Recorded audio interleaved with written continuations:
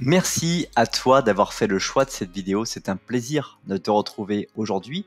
Et dans cette vidéo, on va voir ensemble qui est David Schwartz,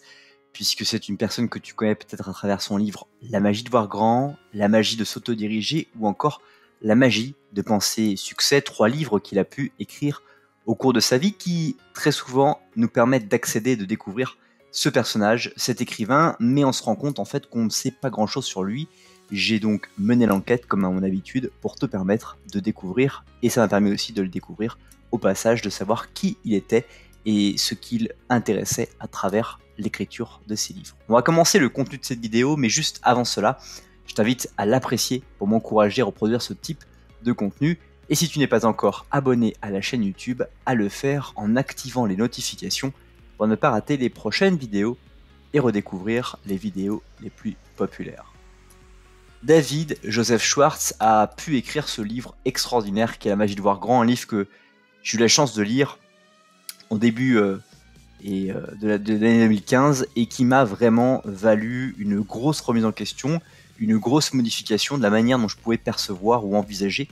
les choses. Et c'est pas forcément l'objet de cette vidéo de parler de ces 3 livres-là, bien que je te mettrai le lien dans la description. L'objectif est plutôt de parler de qui était cet homme et comment il en est arrivé à écrire ces livres qui ont marqué l'histoire. Donc d'abord, ce qu'il faut savoir, c'est que David Schwartz, il a vécu dans la première... Il est né en 1927, donc dans le milieu du XXe siècle, et il a disparu en 1987, donc il a vécu 60 ans, mais 60 ans d'un partage absolument extraordinaire. Donc comme on l'a vu, il était écrivain et entraîneur américain en motivation, et surtout très connu pour avoir écrit en 1959 La magie de voir grand, donc un livre qu'il a écrit lorsqu'il avait 32 ans, après avoir beaucoup étudié, beaucoup réfléchi sur ce qui séparait les personnes qui avaient du succès pas dans le sens financier du terme, mais qui se sentaient heureux, épanouis dans leur vie, en comparaison avec les personnes qui se sentaient malheureuses, qui se sentaient pauvres intérieurement, même si elles avaient peut-être des centaines de milliers de dollars sur leur compte en banque. Il était en fait professeur de marketing et président du département et président du Consumer Finance à Georgia State University, donc dans l'état en fait de l'Ohio State. Et c'est une personne en fait qui a travaillé et a beaucoup étudié puisqu'il a passé différents niveaux de diplôme dans les années 40 et qu'il a obtenu un doctorat en 1953 sur la science du marketing. Une science qui était un petit peu nouvelle à l'époque et qui permettait aux gens en fait de découvrir le marketing, le personal branding, comment faire justement pour avoir un personal branding, mais aussi découvrir sa propre personnalité et pouvoir en fait être en accord, aligné avec celle-ci, ce qui n'était pas forcément donné à tout le monde. Il s'est ensuite mis à enseigner comme professeur à Atlanta et a été considéré pendant longtemps comme une autorité américaine de premier plan en matière de motivation. Il est devenu bien connu à travers ses publications et ses livres d'entraide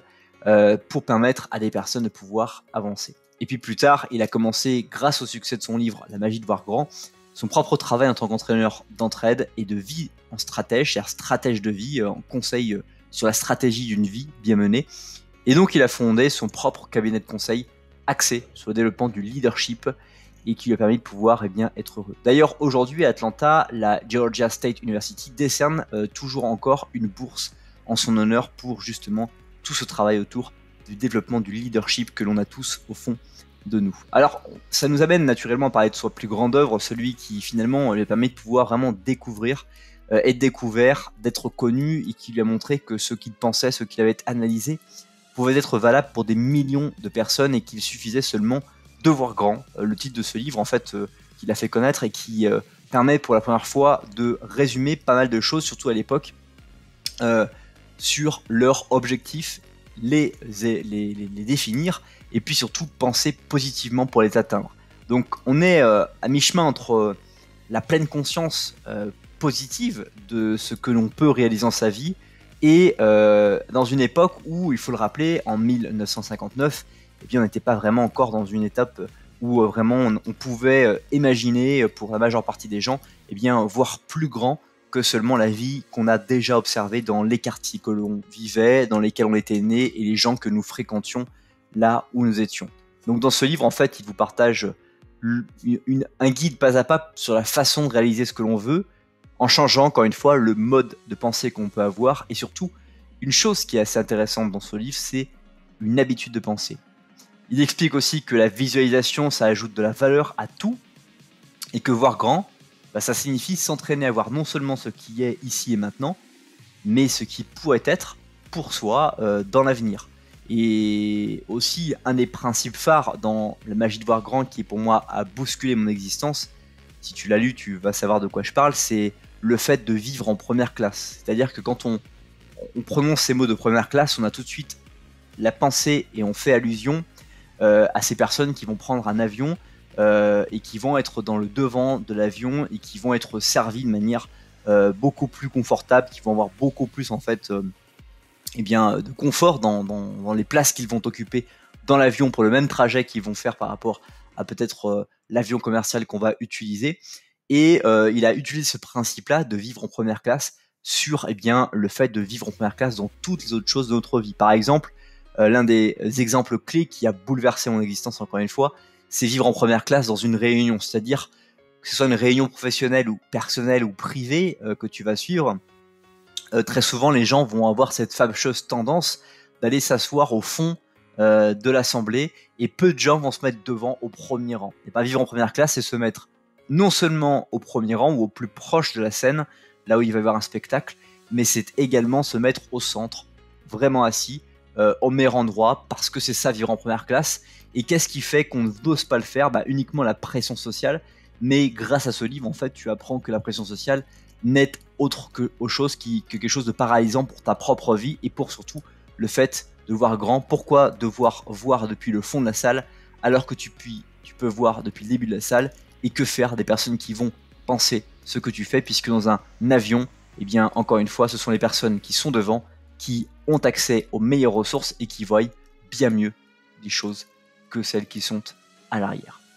Autre chose aussi qui a permis avec ce livre de progresser, c'est les bonnes nouvelles. Transmettre des bonnes nouvelles, c'est quelque chose qui est gagnant-gagnant. Quand vous transmettez les bonnes nouvelles aux autres, quand vous cherchez à voir toujours des bonnes nouvelles chaque jour, vous vous sentez mieux et ça permet aussi aux gens avec qui vous fréquentez, les gens que vous rencontrez, les gens avec qui vous échangez, de se sentir mieux également à leur tour. Grâce notamment à ce livre, vous allez pouvoir apprendre à créer une liste d'objectifs à vie. Donc encore une fois, David Schwartz était un docteur qui quand on suit un doctorat et qu'on arrive à une maîtrise sur leadership aussi avancée, on maîtrise des outils, on maîtrise une capacité analytique, et il a pu justement, grâce à cette maîtrise, cette mode de pensée, pouvoir développer ses stratégies de vie et de permettre de créer cet objectif de vie à travers ce livre absolument extraordinaire que tu peux lire. Aussi, un des points forts de ce livre, c'est les 3 maladies de l'échec. L'excusite, c'est lui qui le détaille comme ça. C'est les excuses, c'est le détail et c'est la procrastination de manière imagée qui sont les plus grands pour lui maladies qui vont faire que vous n'allez pas passer à l'action et qui vont vous empêcher de réussir à prendre votre vie en main comme vous auriez pu l'apprendre. Aussi enfin, voir grand, ça va vous permettre de prendre de meilleures décisions et d'éviter les pensées négatives, ce qui est quelque chose de très important dans votre vie, d'éviter ces pensées paralysantes qui vont vous empêcher en fait de voir grand et de surtout avoir votre vie selon l'angle et surtout la vision de grandeur que vous souhaitez avoir. Alors après, d'une façon générale, ce qui est assez étonnant, mais qui ressemble bien au style d'un doctorant, c'est pas pour généraliser ensemble des docteurs qui vont suivre des Bac+8, mais une personne qui fait un doctorat très souvent va avoir cette fâcheuse tendance à être très experte dans un domaine, d'être très pointu sur un facteur clé, comme là David Schwartz sur le leadership, et ils vont parfois pas forcément se médiatiser, laisser beaucoup de traces de leur passage sur Terre, puisqu'ils vont plutôt être orientés sur les autres, ce qui est très bien, ou sur ce qu'ils ont comme compétences ou comme milieu d'expertise. Et David Schwartz n'a pas forcément mis en valeur la personne qu'il a été dans sa vie, il a plutôt mis en valeur les pensées, les conclusions, les connaissances, les compétences qu'il a découvert, ce qui fait qu'aujourd'hui il est difficile de savoir exactement qui était David Schwartz et les parcours, les pensées, ce qu'il a vécu, ce qu'il a rencontré et ce qui l'a marqué par rapport à toutes ses découvertes sur le leadership à titre personnel. C'est déjà la fin de cette vidéo, merci beaucoup pour le temps que tu as consacré à observé et écouté cette vidéo. J'espère qu'elle t'a plu. Si c'est le cas, n'hésite pas à la partager avec une des personnes à laquelle tu penses. Tu as le bouton partager en dessous. Tu peux le faire par Facebook, Twitter ou le média social de ton choix. Tu as plusieurs choix, c'est assez facile à faire. Et puis également, je t'invite à apprécier à nouveau cette vidéo. Passe une très bonne suite de journée et à bientôt.